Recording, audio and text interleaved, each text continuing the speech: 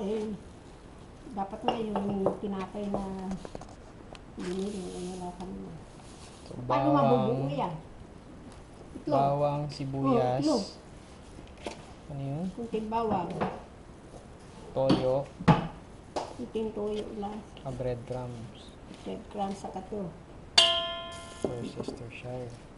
Itlog. May egg.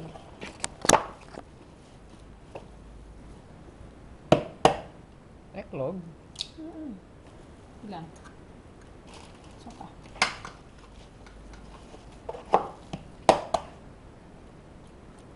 Gigising ka maaga pag may pasok ka, magluluto ka ng baon mo.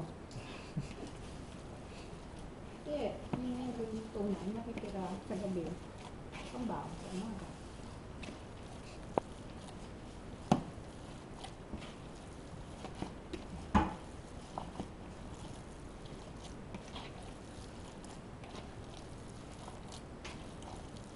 Asan yung asin?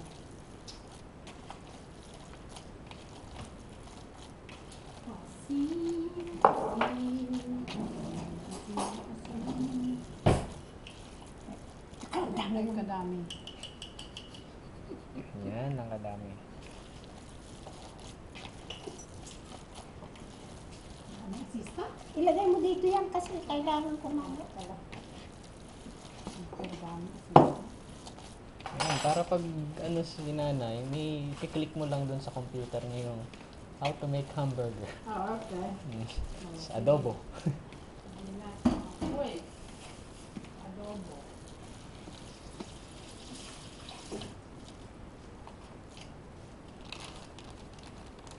More breadcrumbs. Pwede yung giniling na tinapay, ang ihalo. Mm.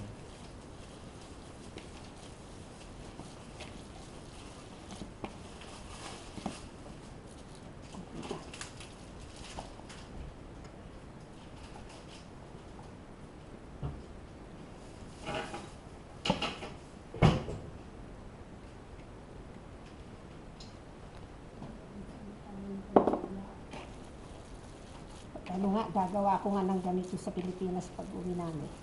At sabihin ko, 1 year ayan, supply. kumain kayo. Wala ka pa rin ko. Sabay yun. Oh, gawa ka na po. Bago kayong malis. Kayo dalawa ni, ano, ni May longganisa, adobo. Kakainin ko sila ng gusto. Ayan.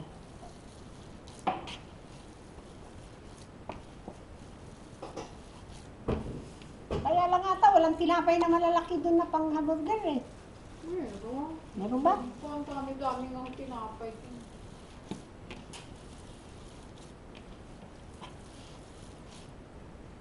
Ano may kandila?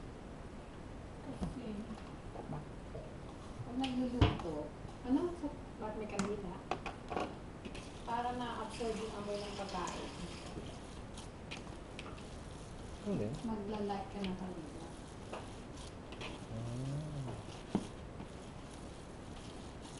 Mag-incense tayo. As per my theory. Kaninong theory? Your theory. Oo, mga... Hindi ba dapat- Meron. Pang ano? Meron ako mga ano, pero pwede na yun. Meron din yung mga smelly candles. Gagawin ko na pala ito. Amoy mo na ba yung ano? Imperial? Amoy na ba? Nasa na eh. Kasi wala na akong pang-amoy.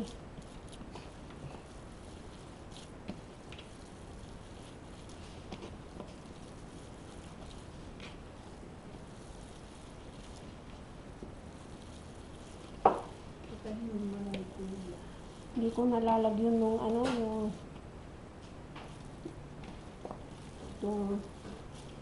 cornstarch kasi masyadong madikit.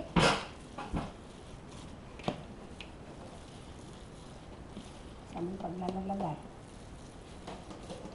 Dapat layer mo. Eh, sinuli ba ni Beth yung lianera? Oh, yun naman yung pinulit ko.